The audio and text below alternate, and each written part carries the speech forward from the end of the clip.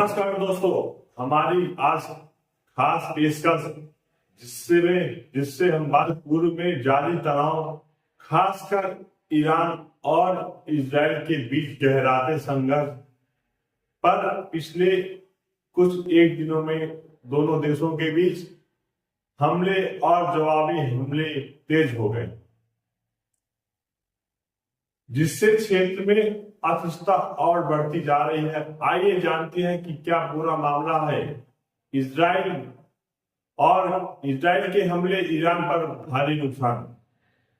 Tehran times के अनुसार सोमवार सुबह इजराइल ने ईरान के कब्जे वाले इलाकों में निशाना बनाकर मिसाइलों की दूसरी खेप दागी।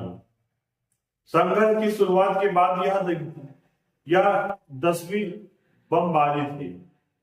तेहरान टाइम्स का दावा है कि इस हमले में आधी रात को इजराइल ने रेगिस्तान और कहा के अन्य क्षेत्रों में रणनीतिक स्थलों को निशाना बनाया है, जिससे सैन्य और आर्थिक बुनियादी ढांचे को आधी नुकसान पहुंचाया। हाइफा ने ईरानी मिसाइल गिरने के बाद आग लगने की भी खबर है। हाइफा इजराइल का महत्वपूर्ण बंदरगाह है, यही से इजराइल और अंतरराष्ट्रीय व्यापार होता है।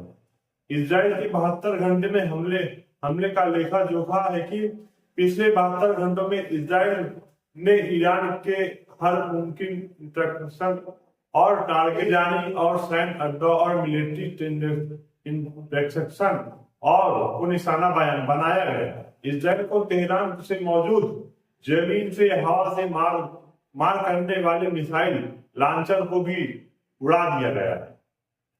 IDF ने इस हमले को परमाणु निशाने पर युद्ध की शुरुआत के साथ ही इजराइल के ईरान को न्यूक्लियर ठिकानों पर हमला किया था।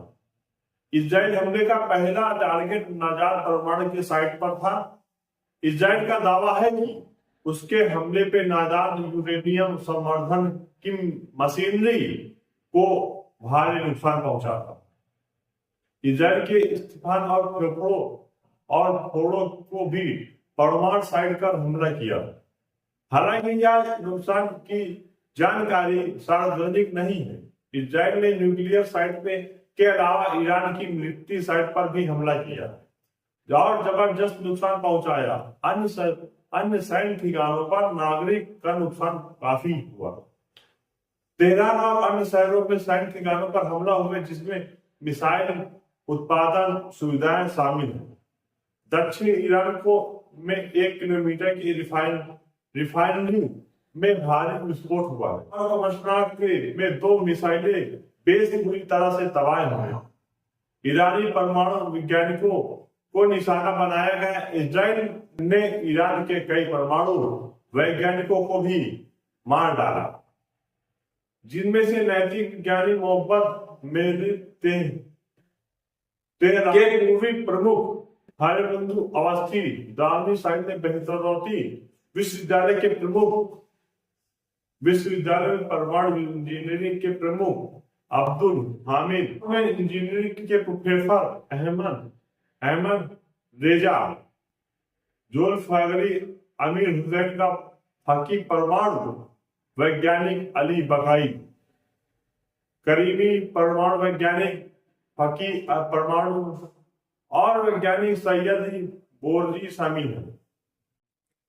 इतने बड़े पैमाने पर परमाणु वैज्ञानिकों का मारकर इजराइल ने ईरान के परमाणु कार्यक्रम को भारी नुकसान पहुंचाया। इजराइल हमले के 72 घंटों हो चुके हैं।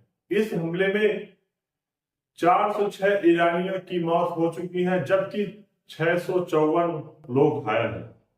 हालांकि तेहरान का कहना है कि इजराइल के हमले में अब तक 224 मौतें हुई हैं। इनमें से ज्यादातर नागरिक इजराइल के दावा किया है। पिछले 24 घंटे में उसने अपने देश के तेहरान के बीच एयर कॉरिडोर बना लिया है। यानी कि इजराइल दावे के मुताबिक अब इजराइल की वायुसेना अपने देश के तेहरान तक बिना बाधा के उड़ान भारी भर सकते हैं। और हमला सबसे लंबी दूरी का पहला हमला इजराइल ने ईरान पर सबसे ज्यादा दूरी हमला किया। इजराइल की वायुसेना ने पूर्वी ईरान हवाई अड्डे पर एक ईरानी ईंधन भरने वाले विमान पर हमला किया। जय हिंद।